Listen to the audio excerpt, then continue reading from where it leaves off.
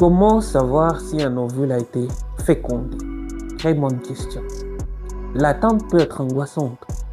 Ces moments après l'ovulation où chaque petit symptôme, chaque sensation dans ton corps devient un signe d'espoir ou de doute pour certaines femmes. On cherche des indices partout. Une petite douleur, une fatigue soudaine, une envie de manger différente. On veut une réponse et on la veut tout de suite. Mais comment savoir pour de vrai si un ovule a été fécondé? Alors aujourd'hui, on va démystifier cette période d'attente.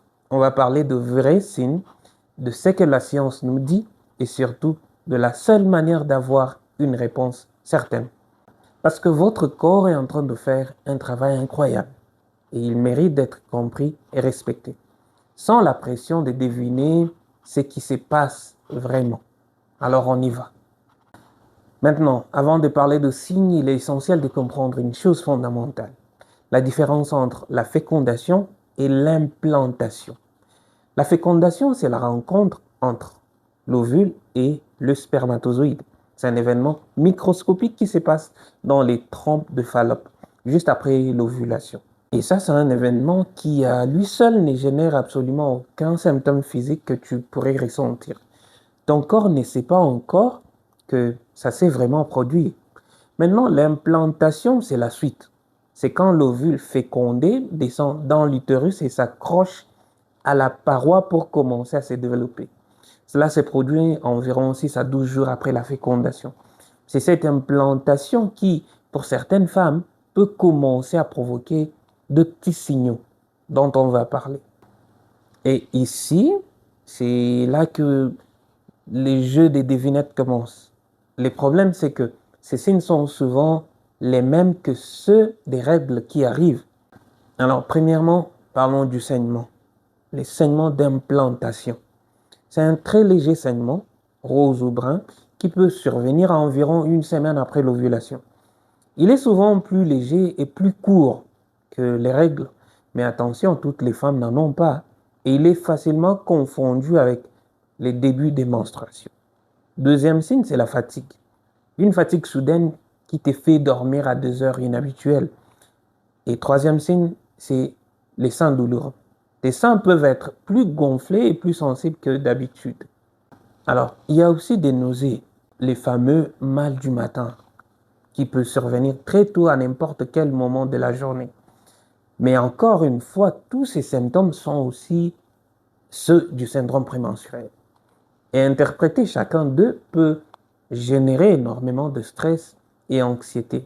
Donc, ça ne sert à rien d'être anxieuse. Alors, dans cette période de doute, le meilleur allié est l'information et la connaissance.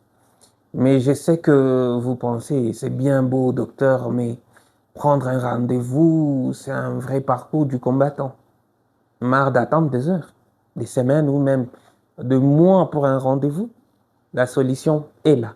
Medico e-Clinics. Nous n'avons plus besoin de longs trajets ou des salles d'attente pour prendre soin de vous. Chez Medico, le médecin vient à vous. Grâce à notre plateforme de consultation, vous pouvez parler à un médecin pour avoir un avis, recevoir une ordonnance ou même demander un bilan sanguin, le tout depuis les conforts de votre maison. C'est simple, rapide et sécurisé. Votre santé, c'est notre priorité. Ne la laissez plus en attente. Donc, médicaux, c'est les soins que vous méritez où que vous soyez. Maintenant, la seule manière d'avoir une réponse certaine à la question de la grossesse, ce n'est pas de chercher des symptômes, c'est de faire un test. Le test urinaire, on fait à domicile, il détecte l'hormone de grossesse, l'HCG. Il est fiable, mais seulement si tu le fais au bon moment, après la date présumée de tes règles, et de préférence le matin avec les premières urines, car la concentration de l'hormone est plus élevée. Le test sanguin aussi, c'est le test de référence. Il est plus précis et peut détecter la grossesse plus tôt que le test urinaire. C'est l'examen qui vous donnera une réponse définitive. En conclusion, et je veux que tu te souviennes de cela, le plus grand allié dans ce voyage vers la maternité, c'est la patience. Apprends à écouter ton corps.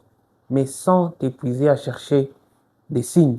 Fais confiance au processus et surtout, n'hésite jamais à en parler à un professionnel de santé.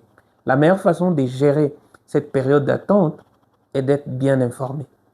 Si tu te retrouves dans cette période, dis-moi en commentaire, partage cette vidéo pour qu'on puisse aider d'autres femmes à s'y retrouver. Et n'oublie jamais, prends soin de toi. À très vite pour la suite.